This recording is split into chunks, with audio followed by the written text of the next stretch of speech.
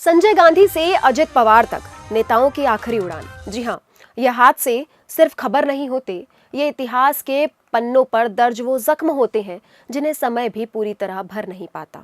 जब किसी बड़े नेता का विमान आसमान में उड़ान भरता है तो साथ में उम्मीदें, सपने और जिम्मेदारियां भी उड़ती हैं।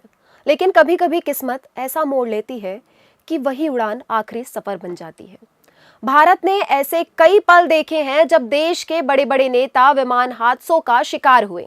संजय गांधी हो या माधवराज सिंधिया, उनकी आखिरी उड़ान ने पूरे राष्ट्र को स्तब्ध कर दिया। ये हादसे केवल दुर्घटना नहीं थे, बल्कि राजनीति के वो सन्नाटे थे जिनकी गूंज आज भी सुनाई देती है। जानिए उन नेताओं के बारे में जिनकी जिंदगी आसमान में ही थम गई और जो हमेशा के लिए इतिहास के पन्नों में दर्ज हैं कि कब, कहां और कैसे हुआ वो दर्दनाक विमान क्रैश जिसने देश की राजनीति को हमेशा के लिए बदल दिया। नमस्कार, मैं हूं दिव्या और आप देख रहे हैं CGNN लाइव। महाराष्ट्र सरकार के डिप्टी सीएम अजित पवार समेत 5 लोगों की बुधवार को विमान हादसे में मौत हो गई। विमान मुंबई से बारामती के लिए रवाना हुआ था। सुबह करीब 8:45 के लगभग लैंडिंग करते वक्त क्रैश हो गया, जिसमें सवार सभी लोगों की जान चली गई। अजित पवार से पहले भी कई बड़े नेताओं ने विमान क्रैश में अपनी जान गंवाई है। यहाँ जाने कब और किस नेता ने विमान क्रैश में जान गंवाई है। हम बात करते हैं सबसे पहले संजय गांधी की। संजय गांधी पूर्व प्रधानमंत्री इंदिरा गांधी के छोटे बेटे थे। संजय विमान उड़ान के काफी शौकीन थे। अक्सर कहीं जाना हो तो वो खुद ही प्लेन उड़ाकर जाते थे। संजय 23 जून 1970 को दिल्ली में प्लेन उड़ा रहे थे। उसी दौरान अचानक उनका प्लेन क्रैश हो गया, जिसमें उनकी जान चली गई। ये भारत के पहले बड़े नेता थे जिन्होंने विमान हादसे में अपनी जान गंवाई।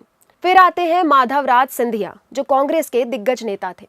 30 सितंबर 2001 को उत्तर प्रदेश के मैनपुरी जिले में चुनावी सभा को संबोधित करने के लिए जा रहे थे।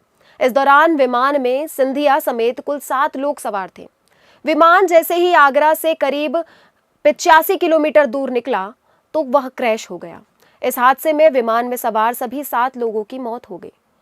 डॉक्टर GMC बालयोगी, जी हाँ, जो तेलुगु देशम पार्टी के नेता थे, 3 मार्च 2002 को जब वे लोकसभा के स्पीकर थे, इस दौरान उनकी यात्रा के समय विमान हादसे का शिकार हो गया।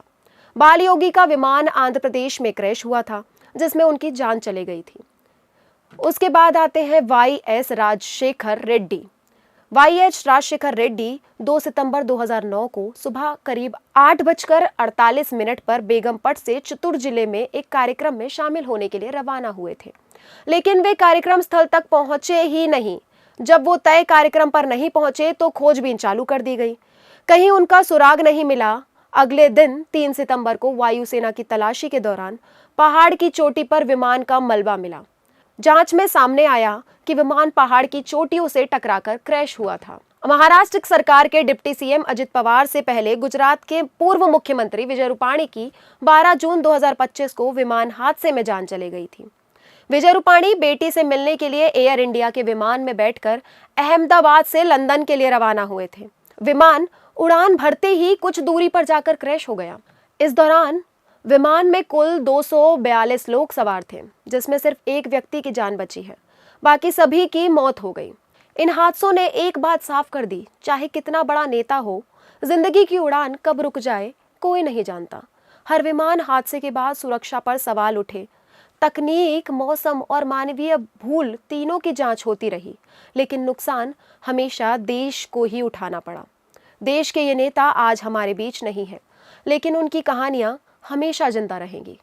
उनकी आखिरी उड़ान हमें यही सिखाती है कि जिंदगी बहुत अनिश्चित है और हर पल की कीमत है। आप इस मुद्दे पर क्या सोचते हैं? कमेंट बॉक्स में अपनी राय जरूर लिखिए। वीडियो अच्छा लगा हो तो लाइक करें, शेयर करें और चैनल को सब्सक्राइब करना ना भूलें। शुक्रिया।